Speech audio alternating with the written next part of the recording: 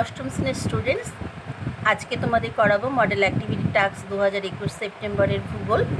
প্রথমেই দেখো, একে বিকল্পগুলি থেকে ঠিক উত্তরটি নির্বাচন করে লেখো। একের একে দেখো আছে ঠিক জোড়াটি নির্বাচন করো। এখানে 4টি আছে, সেখানে গ দাগেরটা উত্তর। দেখে নাও।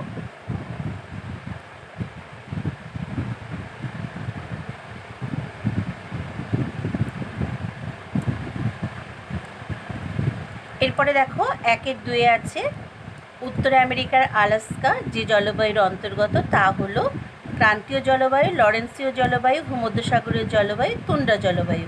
এখানে হবে তুন্ড্রা জলবায়ু। এরপরের প্রশ্ন দেখো, একের 3 দাগে আছে দক্ষিণ আমেরিকার লা প্লাটা নদী অববাহিকায় অবস্থিত বিস্তীর্ণ তৃণভূমি হলো কয়ে আছে গ্রান্ড চাকো, ক্ষয়ে আছে পম্পাস, গয়ে আছে ল্যানোস, ঘয়ে আছে সিলভা।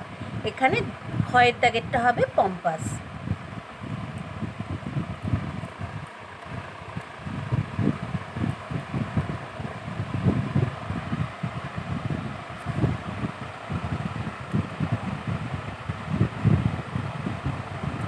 এরপরে দেখো আছে 2 বাক্যটি সত্য হলে ঠিক এবং অসত্য হলে ভুল লেখো।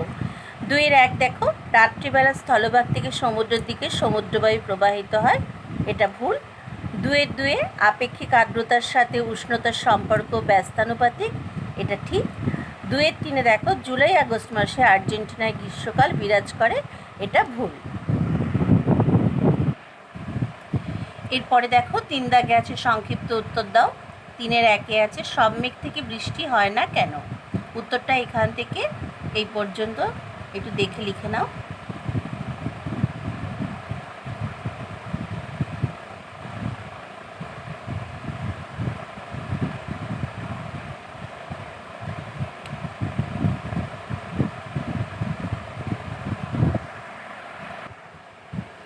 এরপরে 3-এর 2-এর দাগে প্রশ্নটা দেখো, আমাজন অববাহিকার ক্রান্তীয় বৃষ্টি অরণ্য দুর্গম প্রকৃতির, ভৌগোলিক কারণ ব্যাখ্যা করো।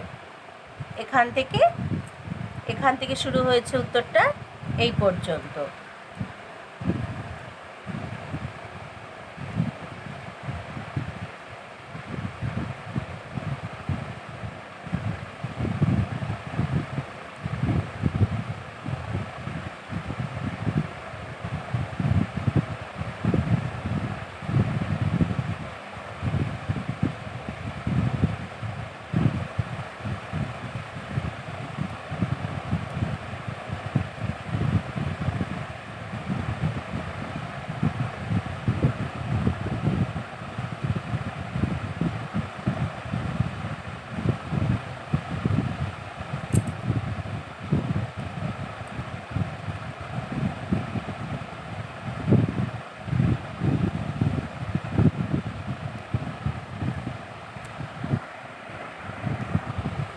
এবারে দেখো 4 দাগের প্রশ্ন, চিত্রসহ শৈলক্ষেপ বৃষ্টিপাত সৃষ্টির প্রক্রিয়াটি বর্ণনা করো।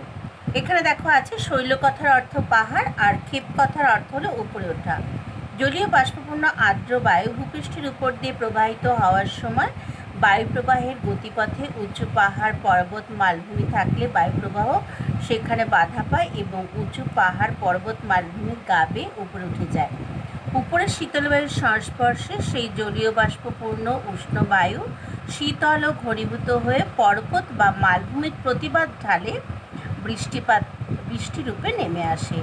শৈলরাশির অবস্থিতির জন্য বৃষ্টিপাত সংঘটিত হওয়ার জন্য এই বৃষ্টিপাতকে শৈলক্ষেপ বৃষ্টিপাত বলে। দেখো এখানে আমি একটা ছবি এঁকে দিয়েছি, তোমরা এটা পেন্সিল দিয়ে একবার পেন দিয়ে এঁকেছি। এটা দেখো পাহাড়ের মতো একটা শেপ করবে, তারপরে দেখো প্রতিবাদ ঢালে বৃষ্টি হচ্ছে, এই যে মেঘ, এখানে একটু মেঘ আঁকবে ছোট করে, আর এই প্রতিবাদ ঢালের অপর দিকে হচ্ছে অনুবাদ ঢাল, এদিকটা হচ্ছে বৃষ্টির ছায় অঞ্চল। যেমন মৌসিনরামে বৃষ্টিপাত হয়, এটা শৈলক্ষেপ বৃষ্টিপাত, এটা এইভাবে এঁকে